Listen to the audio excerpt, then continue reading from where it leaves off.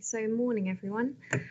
Welcome to today's meeting of the ESPO Management Committee. I am Kat Tui, Democratic Services Officer at Leicestershire County Council, which is the servicing authority for ESPO. This meeting is being broadcast live on YouTube and it will also be available for viewing after the meeting.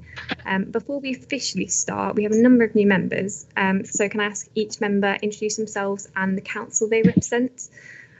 So I'll just go down my list. Dr. Feltham. You're muted. Yeah, Kevin Feltham, Leicestershire County Council. Thank you very much. Mr. Shepherd. Richard Shepherd, Leicestershire County Council. Councillor Butlin. Peter Butlin, Deputy Leader of Warwickshire County Council. Councillor Watson. Yeah, I'm Councillor Watson. I'm the elected member for Coleshill North and Water Alton. Councillor Birmingham. Hi, I'm Alison Birmingham. I'm elected councillor for Cromwood in the fine city of Norwich. It's Norfolk County Council there I represent. There's also Councillor Clancy from Norfolk, but unfortunately he's given his apologies for this meeting. And then Councillor Rawlins. Good morning, my name's Sue Rawlins. I'm the Lincolnshire County Council representative. One of them. Councillor Higgs. Morning everyone, my name's Andrew Higgs and I'm also on Lincolnshire County Council. Councillor Fitzgerald. Yes, hello, morning everyone. I'm the leader of Peterborough City Council, Wayne Fitzgerald. And Councillor Coles. Yes, good morning everyone. Andy Coles, also Peterborough City Council. So we would also normally have two members from Cambridgeshire County Council, but currently representatives, they're just vacancies at the moment, so we just await appointments. We also have a number of officers on the line. I just ask that they introduce themselves when presenting their agenda item. So on to the first item of business, appointment of the chairman. Councillor Butlin has been nominated as chairman for the municipal year ending April 2022 in line with the chairmanship rota previously agreed. Can I ask someone formally nominate Councillor Butlin? I'll happily do that for you. Councillor Fitzgerald, thanks. Yes, I will second. That's great. And is that agreed with everyone? Yeah, I don't want any more jobs. So over to you, Councillor Butlin. Thank you, Kat.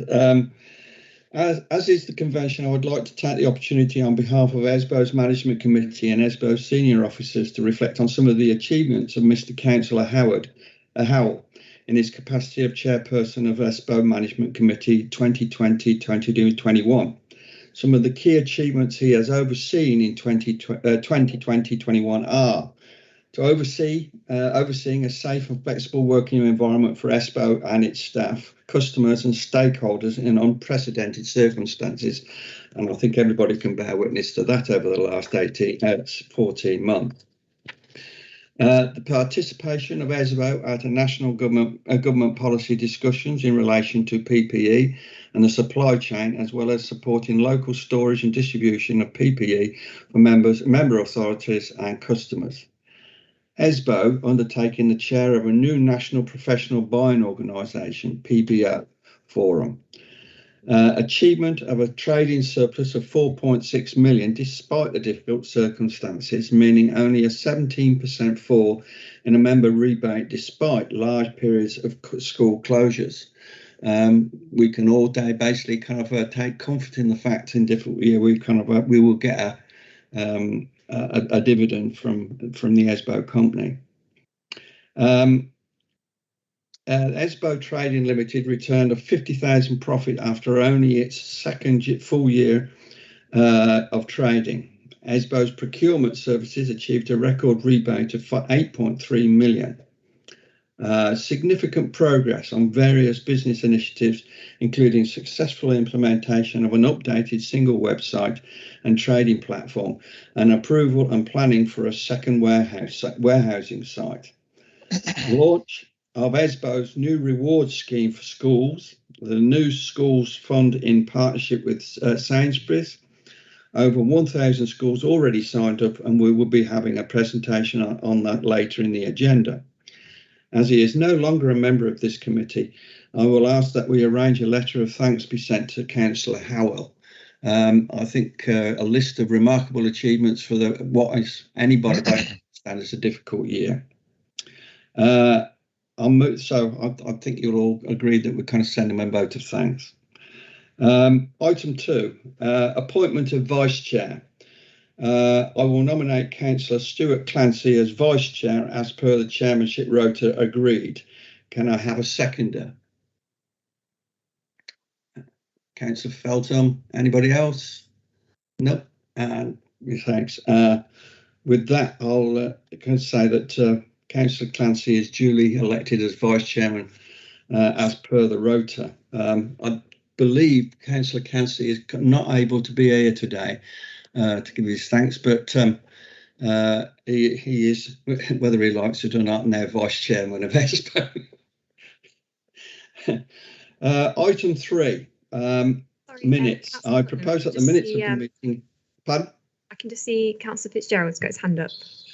Just before you move on, Mr. Chairman, I'd just like to say I do have to duck out about 12:15 if we're still going, but I'm sure Councillor Coles will continue.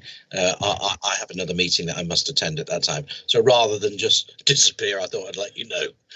Yeah, thank you for that. I was informed that you've got an appointment at 12, so thanks for letting us know.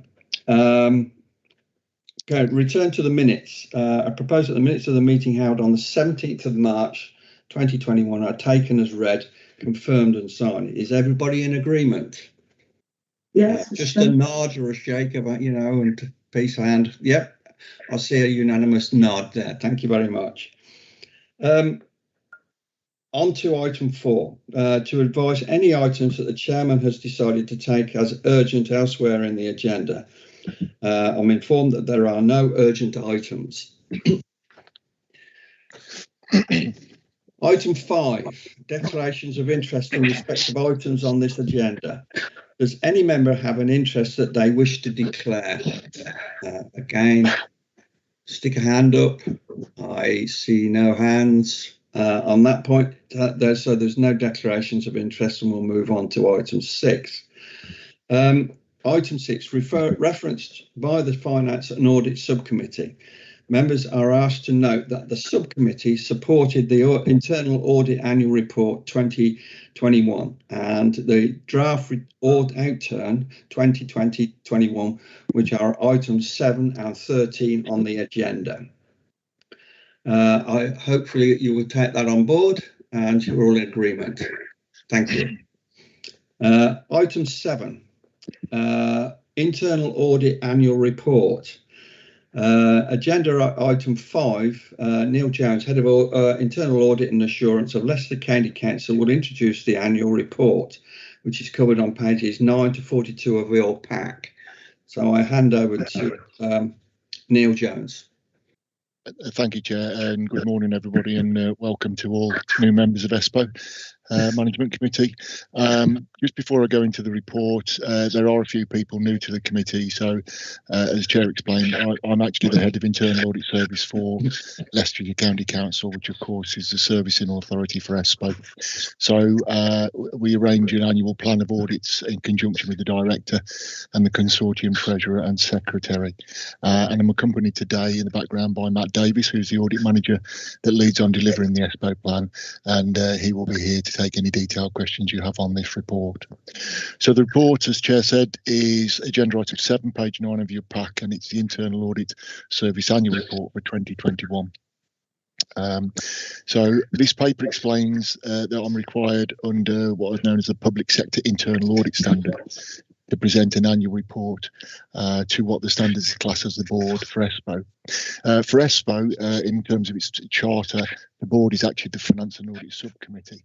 However, whilst the subcommittee received the report at its meeting on the 26th of May, it doesn't have any decision-making authority, and so it's for the management committee to formally approve the annual report today.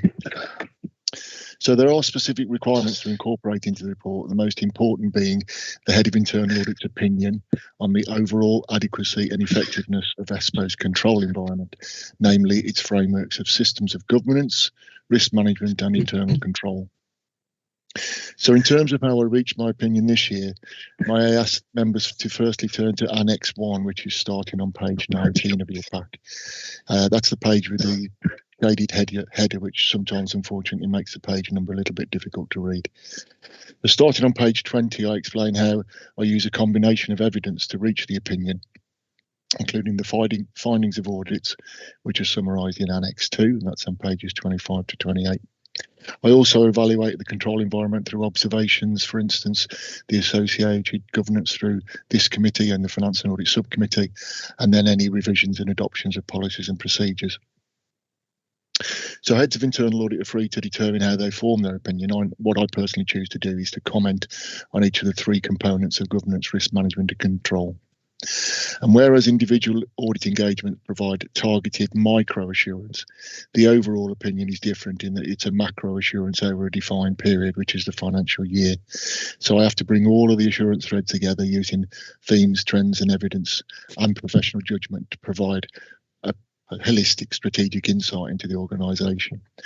Guidance from the Institute of Internal Auditors provides a definition of substantial assurance, which I consider fits ESPO's position, namely, there's a sound framework of control operating effectively to mitigate key risks, and which is contributing to the achievement of business objectives.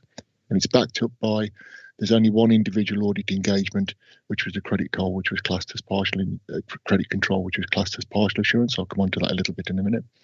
There are occasional medium risk rated weaknesses identified in individual audit engagements, but internal audit has confidence in management attitude to resolving the identified issues. So my opinion is listed at the bottom of page 21 in bold and repeated in the annual report itself. I don't know whether I'll take any questions now on forming the opinion. Maybe I'll come to that at the end, but I will take it if anybody's got any questions about how I form that opinion. Instead, may I now ask members to move back into pages 13 to 17, which is headed Appendix, and that is the actual annual report. So after some background on page 14, I repeat the overall opinion towards the top of page 15. And then starting paragraph through to 8 to 14 is where I provide summary context on the information explaining the assurance audits. And they were 1 return partial assurance and 7 return substantial assurance rating. 2 audits remain work in progress, and we also provided 10 consulting audits. Paragraph 10 explains that the audit of credit control contained a number of recommendations resulting in a partial assurance rating. So at its meeting on the 26th of May, the Finance and Audit Subcommittee received more detail from the audit manager. And then the commercial financial controller provided a response and gave assurances on what has already been done to mitigate any further risk, together with future actions to fully address matters raised in the report. Members of this committee should be aware that any reports returning an outcome of partial assurance, which I must admit are rare, will remain in the committee's domain until I am satisfied that the recommendations are closed and the controls are embedded. So in terms of governance, management committee will be formally informed once that has occurred in a future director's progress report. Paragraph 17 and 18 explains how the service performed. And at the time of compiling the report to Finance and Audit Subcommittee on 26th of May, I hadn't at that time conducted an annual self-assessment against conformance. At the subcommittee meeting, I was able to inform that I had concluded that exercise, and so that's been reported to Management Committee today, and they're both positive responses on those. Finally, at paragraph 21, a reminder that my opinion helps to inform the annual governance statement, which will be taken to a future Management Committee meeting. So headlines of the cover report are the overall positive overall opinion.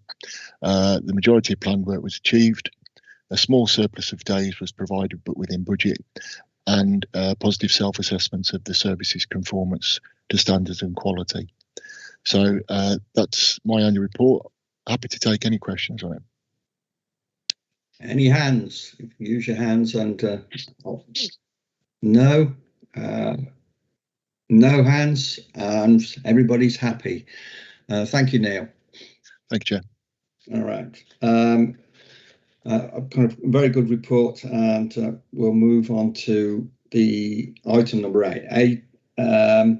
Agenda item 8 is the Grove Park Modification Future Ways of Working report, which is set out on pages 43 to 46. Dave Godsell will introduce this report. Dave, I'll turn it over to you now. Thank you. Thank you, Chair. So the purpose of this report is to consult with Management Committee with regards to a proposed programme of works to adapt ESPO's offices at Grove Park to make their new ways of working model. The background to this is due to COVID, in common with a lot of organisations, ESPO has embraced the opportunity for people to work from home, recognising that a new hybrid model would need to be created. And this aligns with ESPO's people strategy, which will be covered by the director in his report later on in this meeting. Also aligns with principles taken from Leicestershire County Council. We're looking to use this opportunity to improve the Wi-Fi at Grove Parks, which will give us much more flexibility in terms of how we locate desks rather than having to be working with fixed network points. And part of the investment will come from creating that. The principles in which it's worked really is to reflect that there are people that need to work from work, so to speak. So they have a fixed location. So that, for example, would be a call centre colleague, and people who are more fully flexible and they're able to work from a variety of different locations. And that might be, for example, our procurement team who works incredibly well in a home-based scenario. So we're enshrining those principles into this design concept, and the outcomes we're looking for is that we will be able to support collaboration, but also productivity, well-being, and importantly, customer service. So where those things are paramount, we will prioritise a desk for activities, not necessarily for individuals, and that will create a different and inspiring, hopefully, office setup. All colleagues coming into Grove Park, we need to have access to the relevant IT equipment, and that will be provided centrally in terms of either docking stations or desktops for colleagues, depending on what their requirements are, and also ensure that they have the necessary skills to use the IT equipment. So our proposal is to create a series of hot desks for staff who can work flexibly, and lockers for their equipment so they can tidy up after they finished, and make it clear for the next colleague that needs to use that. We'll be providing IT equipment, as I've mentioned. We're looking to try to create an inspiring working environment as budget allows, to create breakout areas with both formal and informal seating areas with screens, to enable teams to work collaboratively, and if required, they can conduct virtual meetings with other stakeholders who are working remotely. So we'll incorporate newly built meeting rooms and screened off areas to facilitate that, and there'll be a booking system to make that workable, recognising that it's been some time since colleagues were occupying offices at Grove Park. We're proposing to incorporate a deep clean into the offices, making them fit for occupation probably from about October this year. And we'll brief staff on that and the sort of incremental return to work that this envisages. We're proposing to take the summer break to put in place a lot of the new layouts. We'll be working on a sort of modular approach so that we can pause if necessary based on experience. The estimates of expenditure is still to be confirmed, but we're thinking an estimate of about £250,000, which will include this upgrade to the Wi-Fi, which is most needed. And we'll be talking to finance colleagues about the potential for amortising some of those costs over time, as they're all pretty much investments in enduring assets. So that's the report. Members are asked to note and support the contents of this report. Thank you. Thank you, Dave. Any comments on this one? I think this probably resonates with everybody in local government at the moment. We're basically all kind of rethinking how we kind of occupy our office space and how we work from home, from the offices, and how we use our offices. So I think it resonates and probably an experience of everybody here today. So I'm seeing that there's no kind of questions, and probably because of that. So we'll move swiftly on, and you were asked to note and support the report. So I take it to no questions, and everybody's nodding their head. So fine. Item 9, Director's Progress Update. Agenda item 6. Christian will introduce this progress update, which is set out on pages 47 to 58 of your pack. So I'll now turn over to Christian. Thank you, Chair, and good morning to everybody. I know we've met recently through the visits pre-hand, but again, I'm Christian Smith. I'm the Director of ESPO. I'm conscious there's quite a heavy agenda today, so I've deliberately taken the approach of giving an overview of the report, and I'm hoping people have had the opportunity to read it. So the purpose of the report, as ever, is to inform the Management Committee of the actions and progress since the last opportunity of the meeting. It's in a few sections. We start off with overall financial performance. I'm very mindful that we've got a full finance pack later on the agenda, so rather than steal the thunder of Dave Goodacre, I'm just going to give the headline numbers here, and obviously the detail can follow. You can see for the full year a surplus of £4.6 million has been created. That's £0.7 million lower than our original budget pre-COVID, but is higher than the 3.5 to 4 million that we signalled throughout the trading year. Reasons for that is that we had a better March as schools started to open, and we were able to release some prudence in our balance sheet as well to try and maximise that profit number for members. You can have a sense of the breakdown of that from our total sales being about 10% behind at 79 million, but our procurement rebate income being about £200,000 ahead at 8.3 million. Further from that, there's a breakdown in terms of margin and a breakdown across our different income lines. I'm not going to go through those because I think that will get covered in the finance paper in due course. I will just pick up briefly on expenditure. You can see total expenditure at 20 million was in line with our budget. Although our overheads as a percentage of sales was at 30.4%, which is 2.8% higher than budget, I think that's actually a tremendous achievement because only so much we can flex our fixed cost base, and we took advantage to flex as much as we could, and hence you can see employee costs are actually £0.2 million lower than budget. In terms of ETL and Edge Zone, together they've made a surplus of just under 50,000 in line with the budget, and that's 97,000 better than the prior year.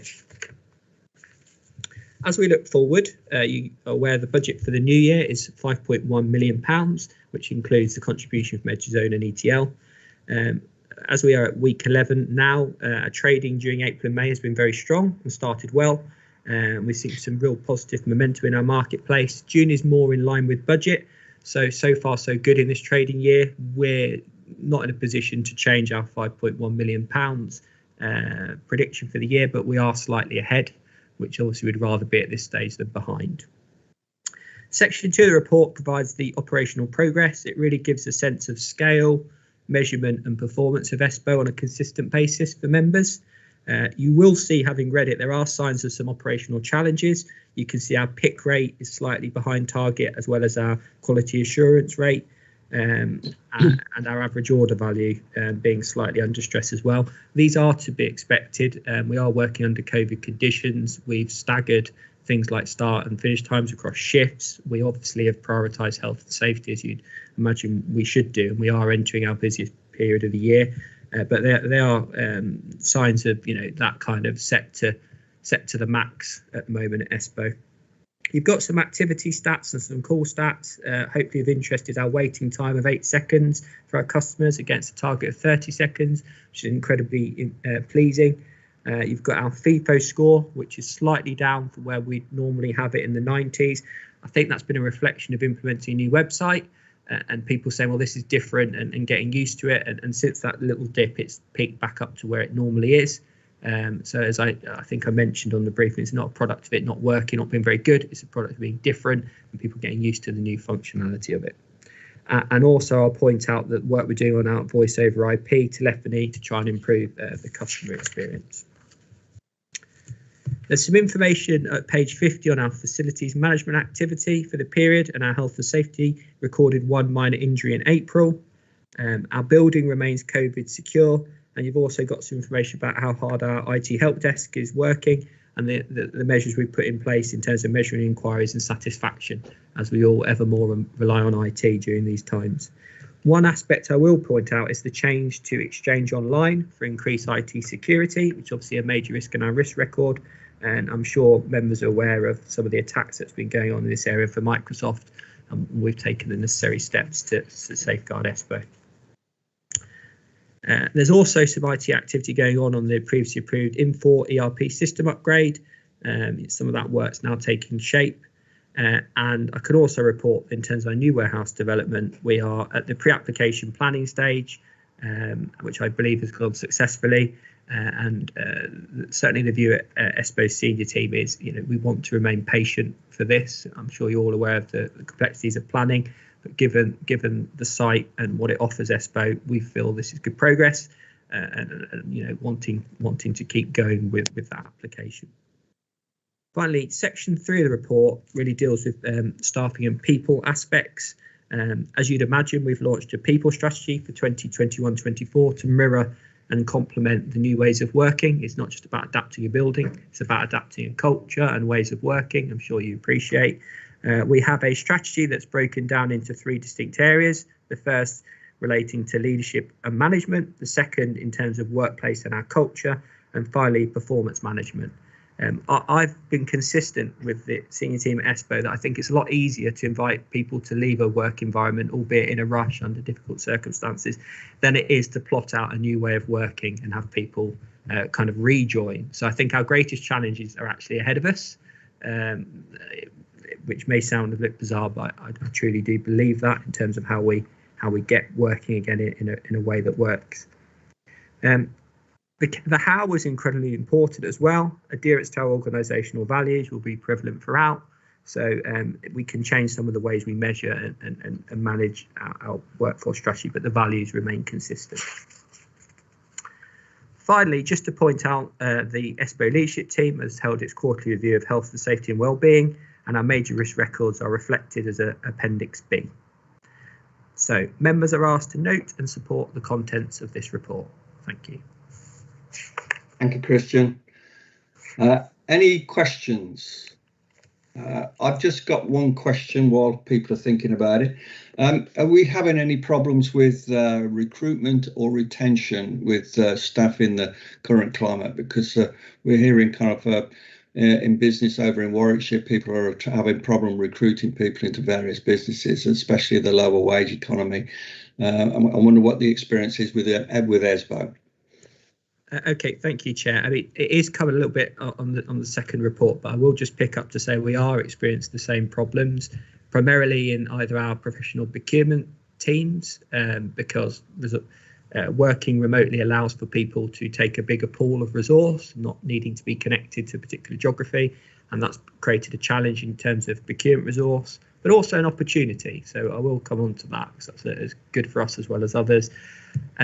We've had many a discussion at ESPO about this year being the hardest year for agency resource in terms of our operatives in the warehouse, both in terms of attracting people and maintaining people and the output from their activity. So certainly a very similar experience that we're experiencing at ESPO that you've mentioned. Thank you. Any other questions? Councillor Fitzgerald. Yeah, thank you very much. It's a good report overall. I just wanted to know, though, in terms of whether or not we want to say this at this time, but following on from the retention of staff issue, I want to know how we compare to competitors in respect of sales, retention of customers, and the like. And I think you've answered. I did have retention of staff as well, but I think you probably just answered that. But just for being new, I thought it was a question I might ask. That's all, really. Thank you, Wayne. Thank you. So it's a fantastic and expansive question. I'll try and keep it succinct at this stage, and then we can always. If you don't know the full details, it might be something you want to circulate. So I don't expect you to have every single bit of information at your fingertips, but it would be nice as a comparison to see where we are in the marketplace in terms of how we compare, etc. Sales. But rest assured, it wasn't the start of a long nothing answer. I do have certain details, but there's lots of comparators. So the key one to give you is we are participating in something called BESA, which is the British Education Suppliers Association, and that's kind of like the trade body for our marketplace, covers public and private. We give data on an anonymous basis once a quarter, so we're able to see how the market's moving, because we obviously know our position relative. So the key thing for me is that our market share has grown. So you can see a slight uptick in our market share over that period. So that shows that in relative terms, we're performing well. And you can also tell from things like the PBO forums and meetings I have with my counterparts that the staff recruitment is a challenge across the board. But if there are, as you say, specific numbers and questions, then I can go away and get you that detail. But the headline, I think, is important BESA information about our comparator. Thank you.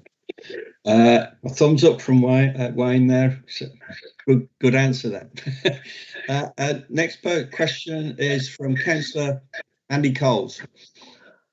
Thanks very much, Chair, and thank you very much for the report.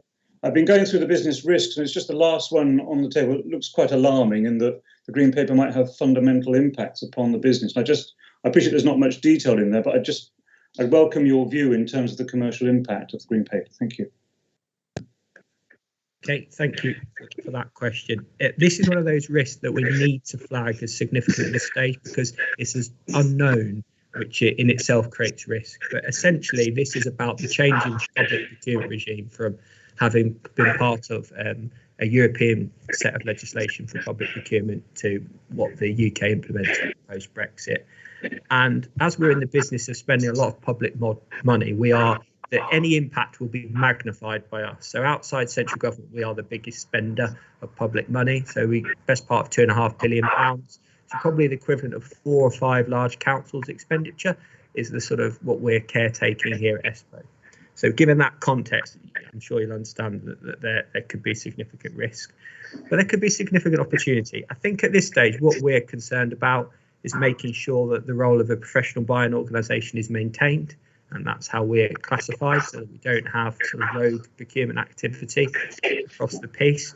And also that people continue to value compliance as part of their procurement offering, because we offer a mixture of commerciality and compliance.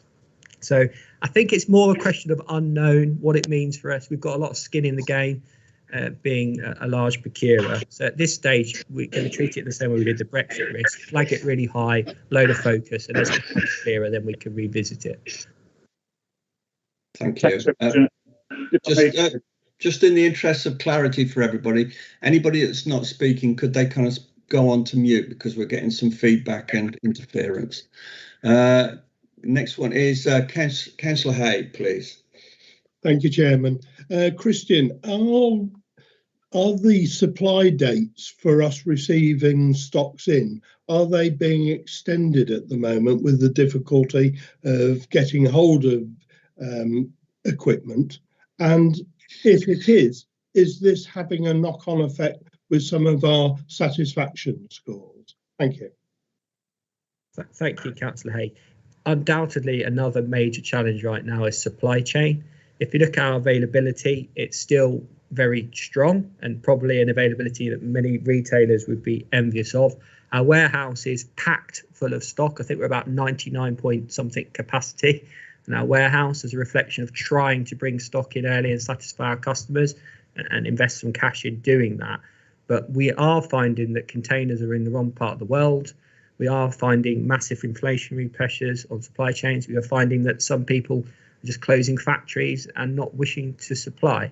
So we're working very hard with customers to give them good information about what's temporarily unavailable, look for substitutes, and try and fulfill where we can. But that problem is absolutely common across multiple sectors at the moment, and we're not exempt from that. But we're in a pretty strong position because we're not selling perishable goods, and we have the opportunity to kind of stock up in advance. We literally have multiple times in a week reviews of everything that should be in. We have expediting, we have visibility at the senior team about who's kind of let us down and what needs to change. So it's a very dynamic process, and certainly this time of year something that we manage very tightly. Thank you. I read a paper recently that the cost of a container coming from China and Far East at the moment is there's been a considerable escalation in cost of just kind of the hiring a container. So that will be reflected in the cost to our business, I'm sure. The next one is Councillor Rawlins. Thank you, Mr. Chairman. Andrew somewhat stole my thunder because that was along the lines of the question I was going to ask. But in terms of Chris's indication of the inflationary pressures, Chris, how can you see us being able to recover that in terms of sales? Clearly, that may be a little bit of a difficulty.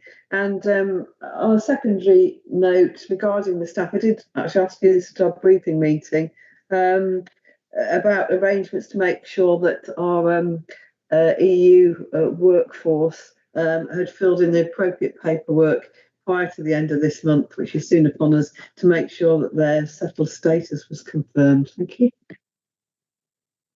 Thank you. Just on the inflationary aspect then, I think you're absolutely right to recognise the risk. I think it's inherent in a catalogue business in terms of if you publish a price on a catalogue, particularly a printed catalogue, and there's an inflationary period, then there's an obvious risk. How we've set out to manage that is twofold. One is about that investment in the website, which makes us more digital and change the terms and conditions of our catalogue that says actually the price is a price on the website, not on the printed page. I think that's incredibly important to kind of get that position clear. So real-time information through a website is one aspect of that. Thankfully, there was some foresight in the senior team, and we built in additional kind of margin, knowing that although the kind of window for asking for price increase had passed, we knew inevitably that we'd be bombarded with other price increases. So we built into our finance plan additional margin above our model, kind of predicting this is what would happen, although it hadn't shown itself. I think as long as they're market prices and that we have visibility and we have the right systems, we can deal with that. Obviously, we want to do the best by our consumer, and we'll try and battle that away as a professional buying organisation. Where the issue is if it's not built into the finance plan or there's no method to change pricing. And frankly, that's where we would have been sort of 5 years ago with a printed catalogue. But thankfully, our digital journey kind of helps us there. Thank you, Christian. Are you happy with that, Councillor Rawlins? You're on mute. Just to follow through, you said about goods from China, the cost rising quite considerably. Will that have opportunities for sourcing goods elsewhere in the world outside their sphere? Yeah, absolutely. The work that's going on at the moment, Councillor Rawlins, is we've got the procurement teams trying to work out how much our supply chain, in the same way as we did for Brexit, is reliant on China. And it's obviously not things that just come directly from China, it's component parts. So that's the work that's ongoing. I think inevitably there's going to be shifting sands in supply chains and where things are sourced from. I see that personally as an inevitable consequence of the last few years in terms of our macroeconomic picture. And I'm just finding, I'm conscious I didn't answer your second question, was about the EU sign up. We have communicated with staff through HR and through the unions. So at this stage, we're not aware of anybody who's not seen that communication or has not taken that advice. So we've tried to support people. Thank you. Thank you. Thank you. And I don't see any other hands. If any, can I just give it a moment for anybody else? No. On that point, we'll move on. We are asked to note and support the update now provided, and so I kind of hope that everybody's noted that.